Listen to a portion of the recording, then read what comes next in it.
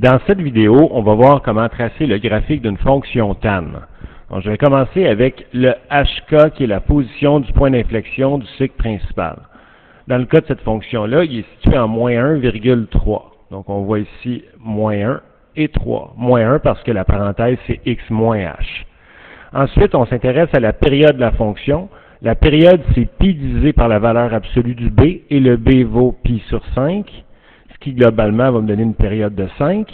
Et là, comme on l'a vu dans comment tracer le croquis d'une fonction tan, disons qu'ici j'ai la position de mon point d'inflexion, j'ai un asymptote à gauche, un asymptote à droite, qui sont distancés d'une période.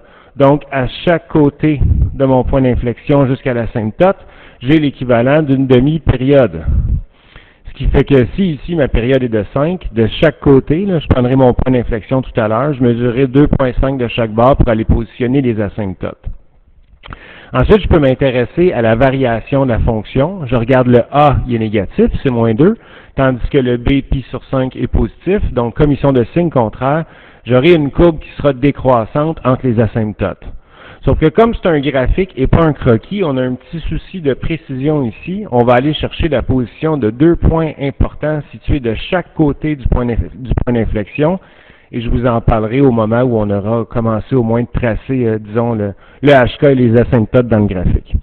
Donc, premièrement, comme mon H et mon K sont de moins 1 et 0,3 et que la période est de 5, et qu'on sait que les asymptotes sont situés de part et d'autre du HK, ben je sais que je vais vouloir beaucoup d'espace à gauche de l'axe des Y, étant donné que j'ai un H de moins 1, là, puis que je devrais me déplacer après ça d'une demi-période à gauche du H pour aller mettre l'asymptote de gauche. Ensuite, lorsque je regarde le K qui est de 3, ben c'est au-dessus de l'axe des X, donc ça me donne envie de baisser un peu l'axe des X comme ça ici. Si je veux faire une graduation qui a de l'allure pour faire un cycle principal bien représenté, ben, je sais que la période est de 5. Donc, si par exemple, je décide de faire des bonds de 1, ben, dans un espace qui est l'équivalent de celui-ci, j'aurai mon cycle principal au complet. Donc, à mon avis, c'est pas tout à fait assez, là. Je peux le représenter un peu davantage en faisant des bonds de 0,5 comme ça ici. Ce sera 2 fois plus large. Et si mon cas est de 3, ben, si je fais des bonds de 1, le 3 est à cette hauteur-là, ça fait beaucoup de sens. On va positionner le HK en moins 1,3, donc moins 0,5, moins 1, 2, 3, juste ici on a le HK. Et je le sais que j'ai une demi-période à gauche, une demi-période à droite. Donc une demi-période, ça mesure 2,5 de part et d'autre. Donc je vais choisir ici la droite pointillée pour aller faire mes asymptotes. Donc je prends ici mon HK, je me tasse de 1, je me tasse de 2 et de 2,5.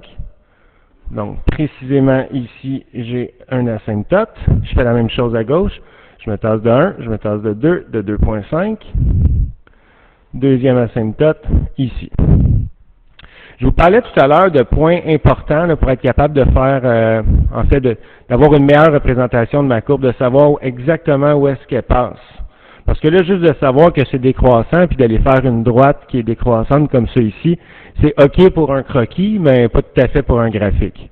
Donc, ce qu'on sait ici, c'est que si on se décale d'un quart de période, tout ça ici, ça mesure la moitié de la période. Donc, un quart de période, c'est jusqu'ici. Donc, quand mon X vaut 0,25 finalement, ben, je vais avoir un point qui va être relativement important, puis vous allez le comprendre tout à l'heure. Donc, ce que je veux, c'est d'avoir un X qui est positionné à un quart de période à droite ou un quart de période à gauche ici du HK. Et ça se passera quand mon X vaut 0,25. Donc, je vais calculer F de 0,25. Donc, ce sera égal à moins 2 tan de pi sur 5 fois mon X qui est 0,25 plus 1 plus 3. Et tout ça, ça se fait avec la calculatrice là, à partir du moment où la calculatrice est en mode radian. Je vous dirais que le gros problème pour être capable d'obtenir une vraie réponse, c'est d'être capable de pitonner ça ici de la bonne façon. Donc, je vous donne un indice. Là. Ici, c'est ce que je devrais faire sur la calculatrice. Donc, moins 2 tan. J'ouvre une grosse parenthèse parce que globalement, tout ce qui est dans mon encadré vert ici se trouve être mon angle.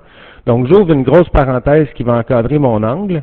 Le pi sur 5, je le mets dans une petite parenthèse, pi divisé par 5 viendra multiplier le résultat de ma seconde parenthèse qui est 0,25 plus 1. C'est sûr qu'on aurait pu faire juste 1,25.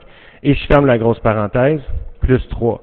Donc, si on applique ces parenthèses-là, on n'aura pas de problème à obtenir une vraie réponse tan. Et dans ce cas-ci, ce que ça va nous donner, eh bien, comme réponse, ce sera 1. Donc, ça, c'est égal à 1. Donc, je répète, si je me suis tassé d'un quart de période, ma réponse donne 1, comme ça ici. Donc, ce que je veux vous faire remarquer, c'est lorsque le décalage, ici par rapport au HK, est d'un quart de période, regardez ce qui se passe avec la variation en Y, j'ai descendu de 2. Et regardez la valeur de mon paramètre A, moins 2. De l'autre côté, si je me tasse d'un quart de période, précisément ici, là, à mi-chemin dans ma demi-période de gauche, je devrais monter de 2. Donc, j'aurai un point qui serait situé directement là. Ce qui fait que je peux aller positionner ensuite ma courbe tan plus précisément que si je n'avais pas connu ces deux points-là, les deux points rouges qui sont dans mon graphique. Donc, une fois qu'on sait ça, est-ce que j'ai réellement besoin de faire le calcul comme ça ici? Pas tout à fait. J'aurais juste pu me dire, je m'en viens ici à mi-chemin, comme mon A est négatif, je devrais descendre ici. En fait, comme mon A est négatif et aussi que mon B était positif, donc comme c'est signe contraire, je devrais descendre. Tandis qu'à gauche, je me tasse d'un quart de période et je monte de 2.